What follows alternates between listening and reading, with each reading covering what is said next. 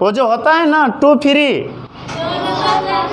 2 number शौचालय में अतिसार रोग होने पर दस्त हरा और कैसा होता है, पीला होता है। और दस्त होने से पहले पेट में ऐंठन होता है। पेट में क्या होता है, ऐसा लगेगा कि धर धर फर फर फर फर कर रहा पेट होता है ना। अभी अतिसार रोग के बारे में बताएंगे। और अतिसार को ही कहा जाता है डायरिया। क्या बोलता है, डायरिया। ऐसे गांव घर में ज़्यादा प्रचलित है डायरिया रोग के नाम से, लेकिन याद रखिएगा डायरिया रोग को ही हिंदी में कहा जाता है अतिसार। डायरिया रोग को क्या कहा जाता है। और आज अतिसार रोग का कारण, निवारण, हर एक चीज़ के बारे में बताएंगे। और एक तरह से हम लोगों को रोग से संबंधित विभिन्न प्रकार की जानकारी ग्रहण करना चाहिए, क्योंकि हम लोग अक्सर करके नहीं जानने के कारण से, नहीं अनुमान करने के कारण से बहुत दिन तक वेट करते हैं और उसके कारण से बहुत आगे विभिन्न प्रकार की परेशानियां छाने लगते हैं। तो कहने का तात्पर्य, यदि सभी रोग के बारे में आप लोग बढ़िया से सीख लेते हैं तो जैसे ही कोई रोग होगा आप बहुत जल्द ही अनुभव करके आप उसके अनुकूल दवाई कर सकते हैं। गांव घर में अक्सर करके देखा जाता है कि 2-3 दिन तक ऐसे ही लोग मठिया देते हैं, छोड़ देते हैं, यह सोच करके कि यह छोटा मोटा रोग है, और वही आगे चल करके बहुत विनाशकारी रोग साबित होते हैं। तो उसी तरह से यह एक रोग है जिसका नाम लिखे हैं अतिसार अर्थात डायरिया। यह भी एक विनाशकारी रोग है। यदि हम अतिसार रोग के बारे में चर्चा करें तो अतिसार रोग 2 प्रकार के होते हैं। अतिसार रोग कितने प्रकार के होते हैं, 2 प्रकार के। एक अत्यधिक अतिसार, एक अत्यधिक अतिसार, और दूसरा दीर्घकालीन अतिसार। याद रखिएगा शरीर में जो रोग यानी कि जो अतिसार 24 से 28 घंटा तक रहते हैं, 24 से 28 घंटा तक रहते हैं, 24 से 28 घंटा तक रहते हैं, उसे कहते हैं अत्यधिक अतिसार। कहने का तात्पर्य, जब हमें अतिसार होगा यानी कि डायरिया रोग होगा, यदि 24 से 28 घंटा तक रहने के बाद वो समाप्त हो जाते हैं तो समझ लीजिए कौन सा अतिसार हुआ है, अत्यधिक अतिसार, अत्यधिक अतिसार। और यदि बहुत दिन तक रह गया, बहुत दिन तक, तो फिर समझ लीजिए वह है दीर्घकालीन अतिसार।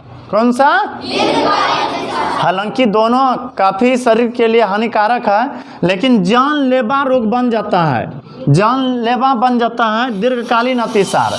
यदि दीर्घकालीन अतिसार हो जाए तो लोगों का मृत्यु भी हो सकता है यदि ठीक से इलाज नहीं हुआ तो बोलिए अतिसार कितने प्रकार के होते हैं, 2 प्रकार के। अतिसार कितने प्रकार के होते हैं, एक अत्यधिक अतिसार और दूसरा दीर्घकालीन अतिसार। बोलेगा जो अतिसार 24 से 28 घंटा के लिए होते हैं उसे क्या कहते हैं, अत्यधिक अतिसार। और जो अतिसार लंबे समय के लिए होते हैं उसे दीर्घकालीन। अब समझिएगा इसका लक्षण क्या है। यदि किसी को अतिसार हो गया है, डायरिया रोग हो गया है, तो उसके पेट में निरंतर दर्द होता है। निरंतर क्या होता है, कहने का तात्पर्य निरंतर दर्द का मतलब लगातार दर्द होगा। यदि देखिए ऐसा नहीं कि पेट में दर्द हुआ तो हम कह देंगे कि अतिसार ही रोग है। इसका 4-5 लक्षण है, और चारों 5 लक्षण यदि दिख जाए तो कन्फर्म हो जाइएगा कि कौन सा रोग है, अतिसार। जब हम लोग डॉक्टर साहब के पास जाते हैं तो वह हमसे विभिन्न प्रकार के सवाल करते हैं। वह यह कि पेट में दर्द होता है, हम लोग कहते हैं हाँ, और सारे परेशानी पूछते हैं, और जब सारे परेशानी हम लोग बता देते हैं तो वह एक निष्कर्ष निकाल करके कहते हैं कि आपको यह रोग हुआ है। क्या ऐसे ही हम गए डॉक्टर के सामने, बीमार पड़े थे और देखते ही पकड़ लगा कौन सा रोग है, नहीं, वो हमसे थोड़ा पूछताछ करते हैं। तो उसी तरह से आप लोग भी यदि यह सब जान लेते हैं तो किसी से पूछ करके जान करके डायरेक्ट कह सकते हैं कि आपको यह रोग हुआ है। तो बोलिए अतिसार रोग होने पर निरंतर पेट में क्या होने लगता है, दर्द, यानी कि निरंतर पेट में दर्द का मतलब लगातार पेट में दर्द होने लगता है।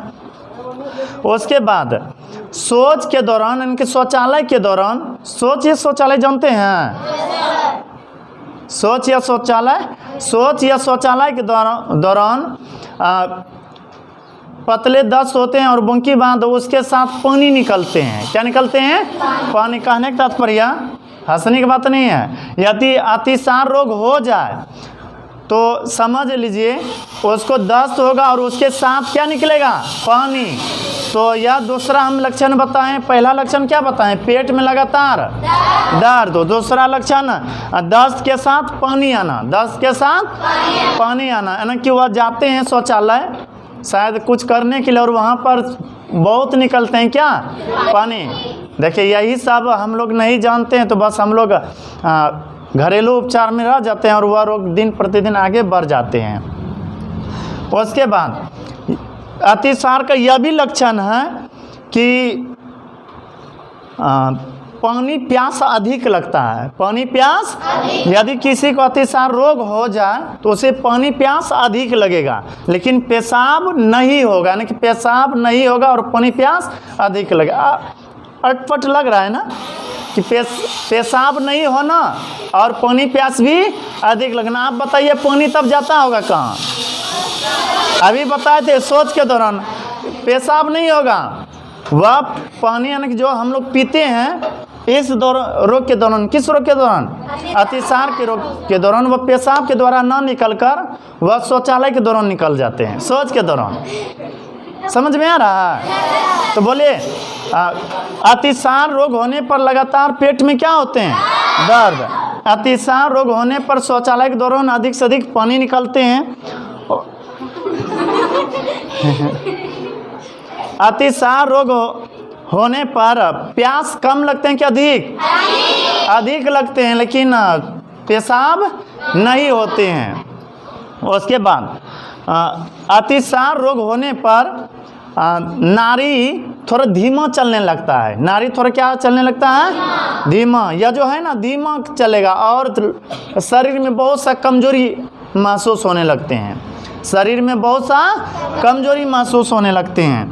और दस्त हरे पीले रंग के होते हैं, दस्त हरे पीले रंग के। दस्त समझते हैं या नहीं, दस्त बोले दस्त किसको कहते हैं, वो जो होता है ना 2 फ्री 2 नंबर शौचालय में, उसको दस्त कहते हैं। क्या कहते हैं, वह तो पीला रंग का होना चाहिए, किस रंग का होना चाहिए, लेकिन वह पीला के साथ हरा भी होगा, पीला के साथ क्या होगा। और ध्यान दीजिए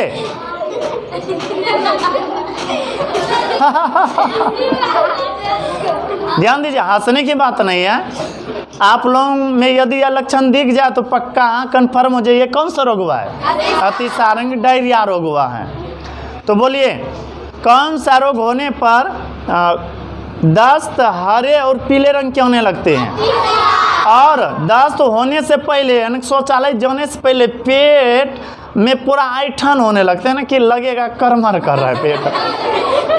तो पेट में क्या होते हैं, ऐठन, पेट में क्या होते हैं। और अब बोलिएगा अतिसार रोग होने पर लगातार सिर में दर्द होता है कि पेट में। और हम लोग जब डॉक्टर जी के पास जा करके कहते हैं पेट में दर्द हो रहा है, 2 फ्री है, हरा पीला होता है, जाते हैं पानी आता है, पानी प्यास बहुत लगता है लेकिन पेशाब नहीं होता है, तो उसी दौरान डॉक्टर साहब पकड़ लेते हैं इनको कौन सा रोग होता है, अतिसार रोग हुआ है। कौन सा रोग हुआ है, अतिसार, जिसको हम लोग अंग्रेजी में क्या कहते हैं, डायरिया कहते हैं। और पता है यह रोग क्यों होते हैं, जब कोई दूषित भोजन खाते हैं, दूषित भोजन समझ में आ रहा है या नहीं, खराब भोजन, जैसे देखे होंगे ऐसे ओपन भोजन छोड़ने के बाद यानी खुला भोजन छोड़ने के बाद बहुत सारे मक्खियाँ उस पर बैठते हैं, बहुत मक्खियाँ बैठते हैं और मक्खी उसको दूषित करता है, पूरा शुद्ध करता है दूषित। और मक्खी से दूषित भोजन जब खाएंगे हम लोग तो उस समय हो जाते हैं कौन सा रोग, अतिसार रोग। तो बोलिए हमें मक्खी बैठा हुआ भोजन खूब खाना चाहिए या नहीं, नहीं। पहला नंबर में तो भोजन को हमेशा ढक करके रखना चाहिए। यदि कोई भोजन खूब खुला हुआ था और उस पर बहुत सारे मक्खियाँ बैठी हुई थी तो उस भोजन को हमें खाना नहीं चाहिए। दूषित भोजन खाने से हो सकते हैं कौन सा रोग, अतिसार रोग। हालांकि अतिसार रोग तो किसी भी आयु में हो जाते हैं, किसी भी आयु में हो जाते हैं, आयु का मतलब उम्र, किसी भी उम्र में हो सकते हैं, लेकिन अधिक से अधिक रोग अधिक से अधिक या अतिसार बच्चे में होते हैं। किस में होते हैं? बच्चे में। और जब अतिसार रोग होते हैं ना, जब कौन सा रोग होते हैं? अतिसार, तो बच्चों के आंत में जख्म हो जाते हैं। बच्चों के आंत में क्या होते हैं? जख्म समझते हैं? घाव। आंत पता है या नहीं? आंत को दो भागों में बांटा गया है, एक छोटी आंत, दूसरा बड़ी आंत। हम लोग जो भोजन खाते हैं ना, भोजन आगे हम बताएंगे आंत के बारे में, वो जीव विज्ञान का चीज़ है। जब हम लोग भोजन खाते हैं तो पचाने का पूरा तरह से कम करते हैं कि अंतिम जो पाचन की क्रिया होती है या पूर्ण रूप से पाचन की क्रिया जो होती है छोटी आंत में होती है। फिर से सुनिए, हम लोग जो भोजन खाएं वह भोजन पूरा तरह से पचेगा छोटी आंत में। पूरा तरह से पचेगा कहाँ? तो ध्यान दीजिए, पूरा तरह से भोजन पचेगा किस में? छोटी आंत में पच गया। अब यही भोजन चल जाएगा बड़ी आंत में। किस में चल जाएगा?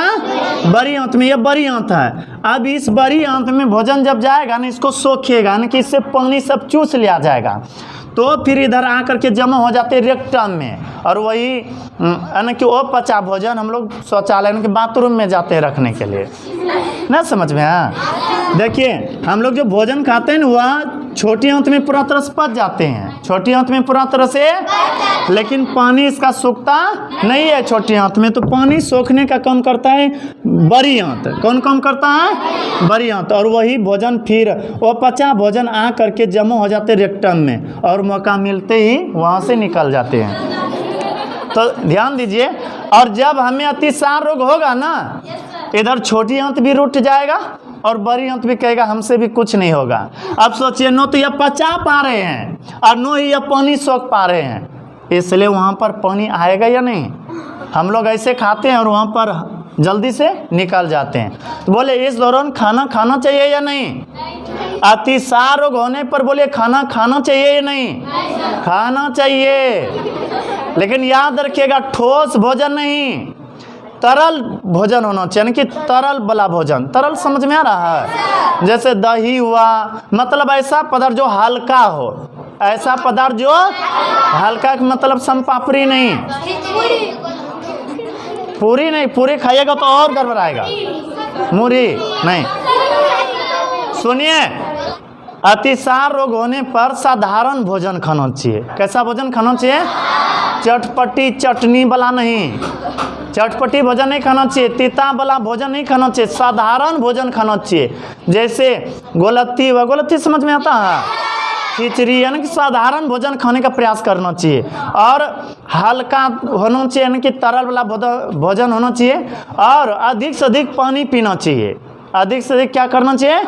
पानी पीना चाहिए। शायद बहुत सारे लोग सोच लेते हैं कि हमारे साथ यह घटना घट रहा है, हमको बार बार शौचालय जाना पड़ता है, काहे पानी पिएंगे? नहीं, उसको और पानी पीना चाहिए। हम लोग पानी नहीं पीते हैं, इसलिए डॉक्टर साहब के पास जब जाते हैं हमको कह देता है कि पानी पहले चढ़वाना पड़ेगा, तो 10 लीटर सिरे पर लाद लेते हैं। ऐसा होता है ना? नहीं, वो पानी शरीर में चढ़ाया जाता है। आप लोग देखे होंगे चढ़ाते हुए। हाँ, तो वह पानी कब चढ़ाया जाता है? जब शरीर में पानी की कमी होते हैं। तो इसलिए यदि अतिसार रोग हो जाए किसी को, बोलिए पानी अधिक से अधिक पीना चाहिए या नहीं? पीना चाहिए। क्या चटपटी भोजन वाला भोजन खाना चाहिए? नहीं, साधारण भोजन खाना चाहिए। और ठोस फल भी नहीं खाना चाहिए। तेल वाला पदार्थ नहीं खाना चाहिए। तेल वाला पदार्थ समझ में आता है? पूरी हो गया, कचरी हो गया, बहुत सारा, समोसा हो गया, हाँ चाट भी हुआ। ध्यान दीजिए। अच्छा, अतिसार रोग के बारे में समझ में आ रहा है या नहीं? अतिसार रोग होने पर पेट में लगातार क्या होते हैं? दर्द होते हैं। और इस अतिसार रोग होने पर दस्त हरा और कैसा होता है? पीला होता है। और दस्त होने से पहले पेट में ऐंठन होता है। पेट में क्या होता है? ऐसा लगेगा कि धर धर फर फर फर फर कर रहा पेट होता है ना। ध्यान दीजिए, अतिसार रोग होने पर नारी यानी कि धीमा चलने लगते हैं और शरीर में बहुत सारे कमजोरी आ जाते हैं। अतिसार रोग होने पर प्यास कम लगते हैं कि ज़्यादा। देखिए, अभी अतिसार रोग के बारे में बता रहे थे और अभी लिखे हैं लक्षण। और यदि आप इस लक्षण को जान लेते हैं, पहचान लेते हैं, तो फिर आराम से पकड़ लीजिएगा कि यही अतिसार रोग है, यही डायरिया है। तो देखिए अभी हम बता रहे थे अतिसार रोग का लक्षण कि अतिसार रोग होने पर क्या क्या होता है शरीर में। तो याद रखिएगा अतिसार रोग जब होते हैं किसी को तो पेट में निरंतर दर्द होने लगते हैं। पेट में निरंतर क्या होने लगते हैं, यानी कि रोक रोक करके या फिर लगातार भी कह सकते हैं दर्द होते हैं। और उसके बाद सोच में पतला पानी आना, सोच में पतला यानी कि ऐसा लगेगा कि जब हम सोच जाते हैं तो पानी काफ़ी आते हैं। अब ऐसा नहीं कि जैसा पानी पिए वैसे नहीं निकलेगा, वैसा नहीं, यानी कि पानी की मात्रा अधिक होगा फिर भी। उसके बाद रोगी को प्यास अधिक लगना, रोगी को प्यास और पेशाब नो आने का मतलब 9 बार आना कि बंद हो जाना, हाँ बंद हो जाना, पेशाब नहीं होगा। वह जो भी पानी सेवन करते हैं ना वह सोच के दौरान निकल जाते हैं। रोगी की नारी, अब याद रखिएगा नो आकर और का नारी का मतलब होता है स्त्री, नारी का मतलब, और हम जो अभी नारी लिखे हैं उसका मतलब यह समझिएगा। तो रोगी की नारी धीमी व कमज़ोर हो जाना, ना कि शरीर में जो मांसपेशियाँ या फिर नस सब है वो सब कमज़ोर पड़ने लगते हैं और धीमा चलने लगते हैं।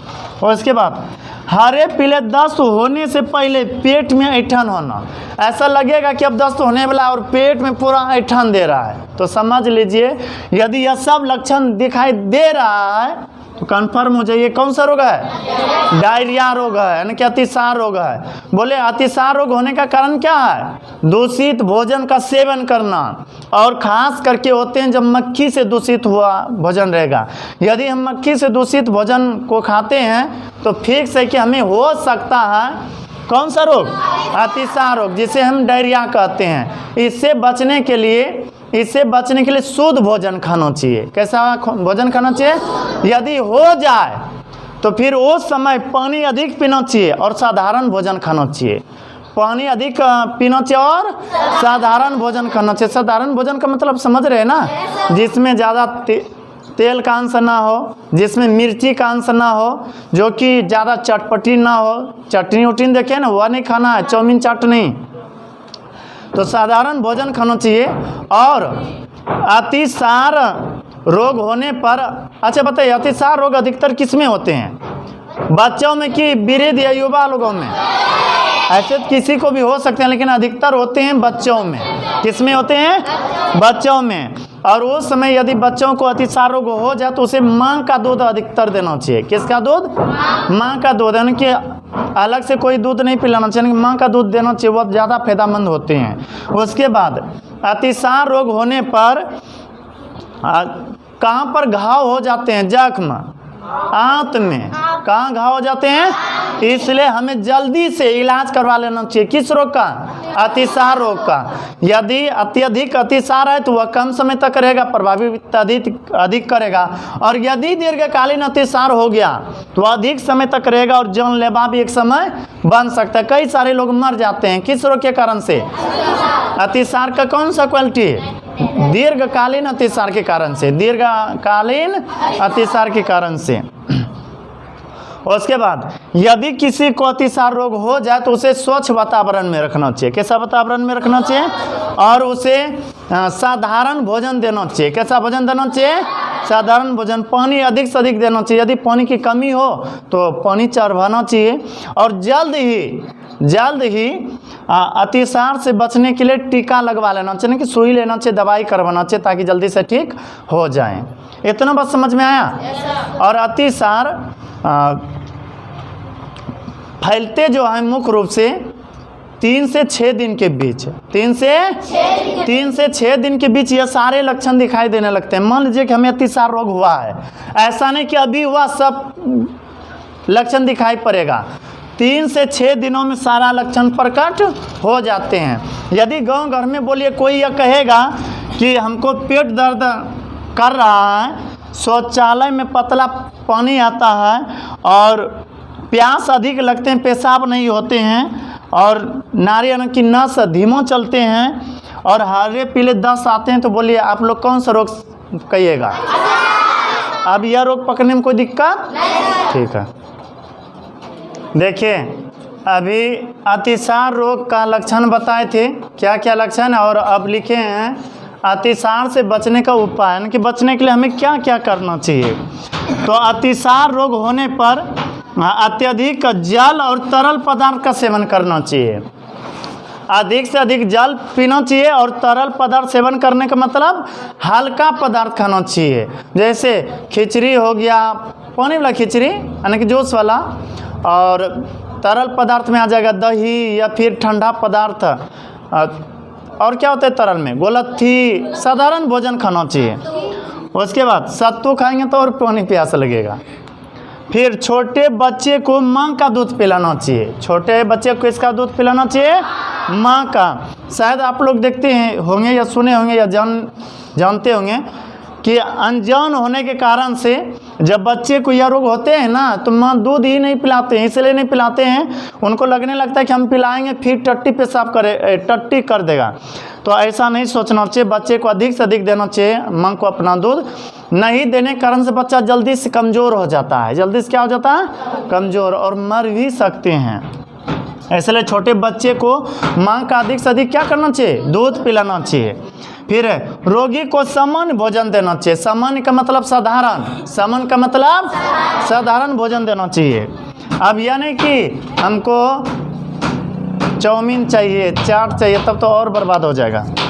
भोज पदार्थों को मक्खियों से बचाना चाहिए। भोज पदार्थ बोला जाता है खानों को, भोजन को बचाना चाहिए किससे, मक्खी से। मक्खी से बचाते हैं तो हम थोड़ा सुरक्षित रहेंगे। किस रोग से, अतिसार रोग से। उसके बाद रोगी को तेल पदार्थ, मिर्च, तेल पदार्थ समझ रहे हैं, तेल में बना हुआ पदार्थ, मिर्च, चटनी, अचार इत्यादि नहीं खाना चाहिए। उसके बाद लिखे हैं रोगी को जल्दी से उपचार करवाना चाहिए। रोगी को जल्दी से क्या करना चाहिए, उपचार। इस तरह से अतिसार रोग अब खत्म हो गया।